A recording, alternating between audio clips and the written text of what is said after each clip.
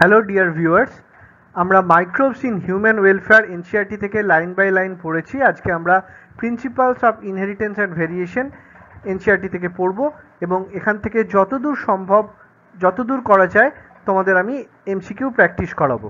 চলো স্টার্ট করা যাক। তাহলে এই চ্যাপ্টারের মধ্যে আমরা দেখতে পাচ্ছি মোট 6টা টপিক আছে। Mendel's laws of inheritance, inheritance of one gene, inheritance of two genes, sex determination, mutation আর জেনেটিক ডিসঅর্ডার্স। এর মধ্যে মেন্ডেলস লস অফ ইনহেরিটেন্স এই প্রথম টপিকটা আজকে আমরা খুব মন দিয়ে ভালো করে বুঝে বুঝে পড়ব। চলো কি বলছে দেখো, have you ever wondered why an elephant always gives birth only to a baby elephant and not some other animal? তাহলে আমরা কি কখনো ভেবে দেখেছি যে একটা এলিফ্যান্ট থেকে কেন একটা বেবি এলিফ্যান্টের জন্ম হয়, অন্য অ্যানিম্যালের জন্ম হয় না? or why a mango seed forms only a mango plant and not any other plant? তাহলে ম্যাঙ্গো সিড থেকে কেন ম্যাঙ্গো প্ল্যান্টেরই জন্ম হয়, অন্য প্ল্যান্টের জন্ম হয় না কেন? given that they do, are the offspring identical to their parents? তাহলে এরপরে আমরা কি কখনো বলতে পারি যে অফস্প্রিংরা সবসময় তাদের পেরেন্টসের আইডেন্টিক্যাল হয়? Or do they show differences in some of their characteristics? অথবা তাদের কি ক্যারেক্টারিস্টিক্সে কোনো ডিফারেন্স থাকে অফস্প্রিং আর পেরেন্টের মধ্যে? Have you ever wondered why siblings sometimes look so similar to each other? কখনো কি ভেবে দেখেছো কেন অফস্প্রিংরা বা সিবলিংরা, ভাই বোন বা ভাই ভাই কিংবা বোন বোন, কেন একে অপরের সঙ্গে এত সদৃশ্য হয় বা একই রকমের দেখতে হয়? আর সামটাইমস ইভেন সো ডিফারেন্ট, আবার কখনো কখনো তারা অনেক আলাদাও দেখতে হয়। These and several related questions are dealt with scientifically in a branch of biology known as genetics. তাহলে এই কোশ্চেনগুলোরই আনসার যদি আমরা সায়েন্টিফিক্যালি পেতে চাই তাহলে আমাদের বায়োলজির যে ব্রাঞ্চ নিয়ে পড়াশোনা করতে হবে সেটা হলো genetics. This subject deals with the inheritance as well as the variation of characters from parents to offspring. তাহলে এখানে আমরা দেখতে পাচ্ছি জেনেটিক্সের দুটো জায়গা, একটা হলো ইনহেরিটেন্স, একটা variation. These subjects deals with the inheritance as well as the variation of characters from parents to offspring. তাহলে একটা জিনিস দেখো, আমরা জানি যে এই যে প্রোজেনি যখন পেরেন্টসের সঙ্গে আইডেন্টিক্যাল হয় that is due to asexual reproduction হয়, but when sexual reproduction occurs progenies are not identical to parents. প্রোজেনিরা কিন্তু প্যারেন্টের সঙ্গে আইডেন্টিক্যাল হয় না। আচ্ছা, এবার দেখো ইনহেরিটেন্স তাহলে কাকে বলে? Inheritance is the process by which characters are passed on from parent to progeny. তাহলে ইনহেরিটেন্স হচ্ছে একটা প্রসেস যেখানে ক্যারেক্টারগুলো পাস করে একটা ভ্যারিয়েশন থেকে, মানে একটা প্রোজেনি থেকে, একটা পেরেন্ট থেকে তার পরবর্তী প্রোজেনির মধ্যে। It is the basis of heredity, this genes will express themselves. এটা হচ্ছে হেরিডিটির একটা basis. Variation is the degree by which progeny differ from their parents. Variation হচ্ছে একটা প্রসেস যেখানে প্রোজেনিটা তাদের পেরেন্টসের থেকে ডিফার করে যায়। এরপর আমরা আসবো humans knew from as early as 18,000 to 1000 BC। হিউম্যানরা 18,000 থেকে 1000 বিফোর ক্রাইস্ট অব্দি that one of the causes of variation was hidden in sexual reproduction. হিউম্যানের এটা জানা ছিল যে সেক্সুয়াল রিপ্রোডাকশন হচ্ছে ভ্যারিয়েশনের একটা অন্যতম কারণ। They used or exploited the variations that were naturally present in the wild population of plants and animals to superior species to selectively breed and select for organisms that possessed desirable characters. তাহলে এরা আমাদের নেচারের মধ্যে বা natural পপুলেশনের মধ্যে, ফরেস্টের মধ্যে যে ধরনের ন্যাচারালি অর্গানের পপুলেশন ছিল সেইগুলোর মধ্যে যে ভ্যারিয়েশন সেটাকে তারা ইউজ করেছিল প্ল্যান্টের মধ্যে বা অ্যানিম্যালের মধ্যে, এবং to selectively breed and select for organisms that possess desirable characters. এবং সেই অর্গানিজমগুলোকে তারা সিলেক্ট করেছিল, কিছু সুপিরিয়ার স্পিসিসকে তারা সিলেক্ট করেছিল। For example, though artificial selection and domestication from ancestral wild cows we have well known Indian breeds. তাহলে এই artificial selection বা ডোমেস্টিকেশন থেকে তারা এই তোমার কাউ, যেমন সাইওয়াল কাউজ ইন পাঞ্জাব, এটা এইভাবেই ডেভেলপ করেছিল। ডোমেস্টিকেশন মানে হলো basically rearing of animals for benefits. We must however recognize that though our ancestors knew about the inheritance of characters and variation, they had very little idea about the scientific basis of this phenomena. আমরা নিশ্চয়ই স্বীকার করব যে যদিও আমাদের অ্যানসেস্টাররা এই inheritance, ক্যারেক্টারের inheritance মানে ক্যারেক্টার একটা জেনারেশন থেকে পরবর্তী জেনারেশনে আসা, এই ব্যাপার এটা সম্পর্কে তাদের ধারণা ছিল খুব সামান্যই, কিন্তু এই ঘটনার যে সায়েন্টিফিক বেসিস সেটা নিয়ে তাদের ধারণা ছিল না। তো এটার প্রসঙ্গে আমরা এটা পড়ব, সেটা হলো মেন্ডেলস lodge of inheritance. It was during the mid 19th century, এটা ছিল mid 19th century, basically 1880s, that Headway was made in the understanding of inheritance. যখন এই ইনহেরিটেন্সের আন্ডারস্ট্যান্ডিংটা একদম আমাদের কাছে মানে পরিষ্কার হয়েছিল, কিভাবে ইনহেরিটেন্স হয় তার scientific basis. Gregor Mendel conducted hybridization experiment on garden P, যার সায়েন্টিফিক নেম হলো পাইসাম স্যাটাইভাম।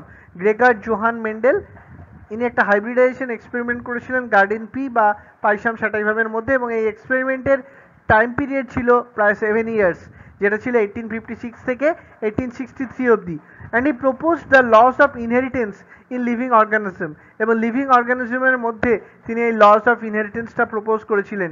During Mendel's investigations into inheritance patterns, it was the first time that statistical analysis and mathematical logic were applied to problems in biology. তাহলে মেন্ডেলের ইনভেস্টিগেশনের সময় এই inheritance pattern যেটা, সেটা সর্বপ্রথম এই statistical analysis এবং ম্যাথামেটিক্যাল লজিক সেখানে অ্যাপ্লাই হয়েছিল বায়োলজির প্রবলেম সলভ করার জন্য।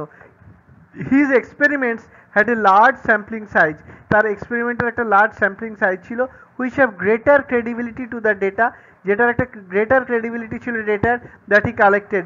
Also the confirmation of his inferences from experiments on successive generations of his test plant proved that his results pointed to general rules of inheritance rather than being unsubstantiated ideas. তাহলে এই যে confirmation of his inferences from experiments on successive জেনারেশনে তারা যে experiment করেছিলেন এবং সেখান থেকে যে ইনফারেন্স পেলেন, তার যে কনফার্মেশন, সেখান থেকে তারা কি দেখলেন? Prove that his results pointed to general rules of inheritance rather than being unsubstantiated ideas, এবং তার এই ইনফারেন্স থেকেই কিন্তু আমরা জেনারেল রুলস অফ ইনহেরিটেন্স থেকে একটা ধারণা পেয়েছিলাম। তিনি কি দেখেছিলেন? মোর প্রোজেনি কাউন্ট যদি হয় সেটা এরারলেস হবে সেটা, ঠিক আছে। যাই হোক, এই আনসাবস্টেন্সিয়েটেড আইডিয়া মানে হচ্ছে less significant. Mendel investigated characters in the garden pea plant, হ্যাঁ, that were shown or manifested as two opposing trait, যেমন টল ডোয়ার্ফ। এই টল ডোয়ার্ফ হচ্ছে দুটো আলাদা ট্রেট, কিন্তু হাইট হচ্ছে একটা ক্যারেক্টার। তাহলে টল ডোয়ার্ফ প্ল্যান্ট, ইয়েলো আর গ্রিন সিড, তাহলে এখানে ইয়েলো, এখানে কালার অফ সিড হচ্ছে ক্যারেক্টার, কিন্তু whether it is yellow or whether it is green এগুলো হচ্ছে ট্রেট।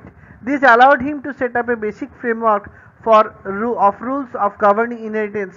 তো এইটাই তাকে একটা বেসিক ফ্রেমওয়ার্ক সেট করেছিলেন ইনহেরিটেন্সের জন্য, which was explained on by later scientists, পরবর্তীকালে বিজ্ঞানীরা সেটাকে এক্সপ্লেন করলেন, to account for all the diverse natural observation and the complexity inherent them, এবং এখান থেকেই তারা কিন্তু কমপ্লেক্সিটি যেটা ছিল সেখানে তার একটা কি বলবো ইনফারেন্সে বা একটা কনক্লুশনে পৌঁছেছিলেন।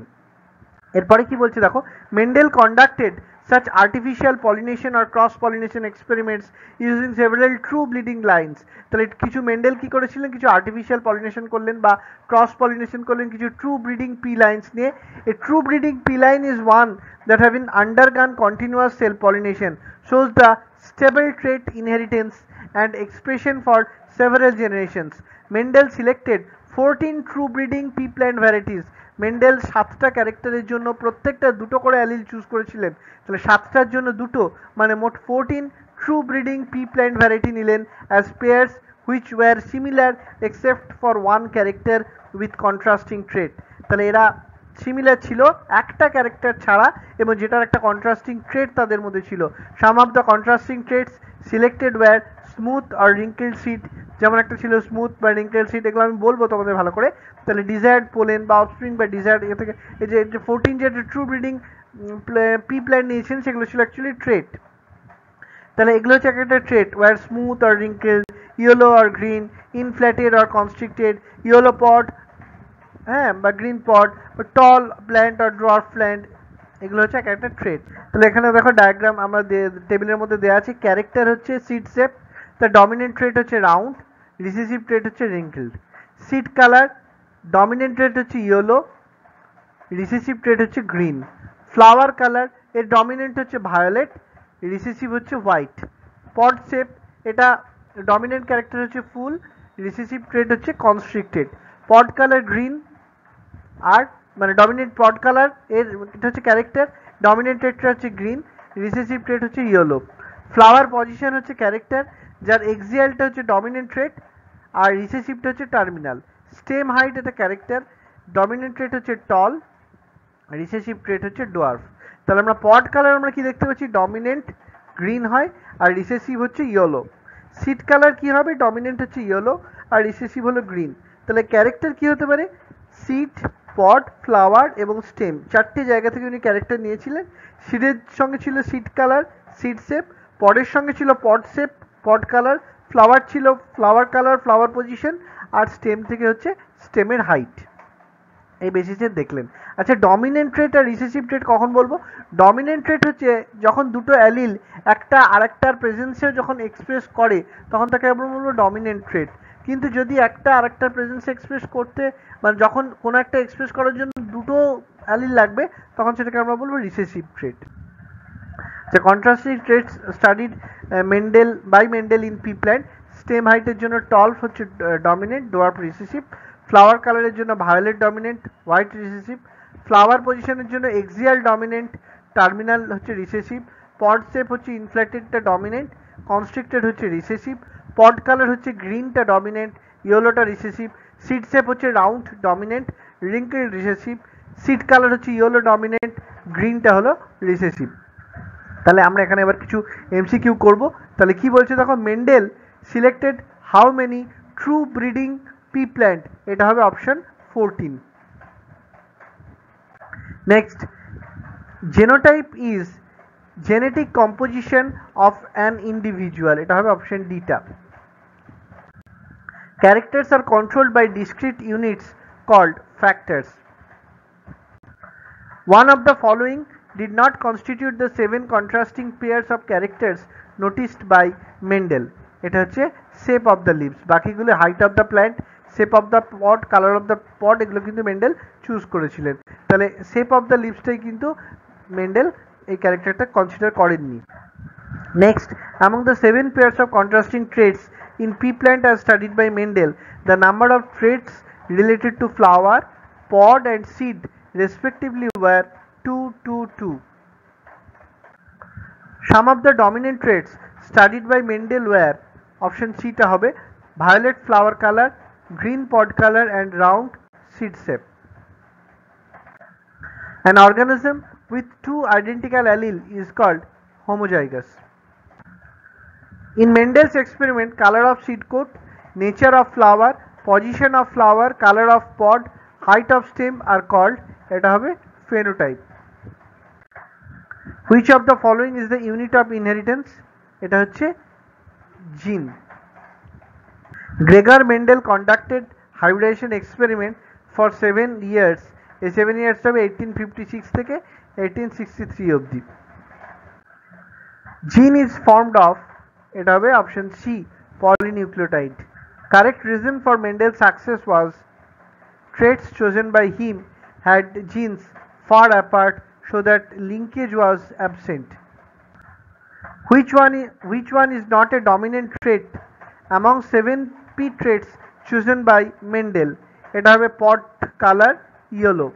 Genetics deals with, এটা হবে heredity and variation. Thank you, all the best. আজকে এতটা অবধি থাক, এর পরের দিন আমরা নেক্সট টপিক স্টার্ট করব।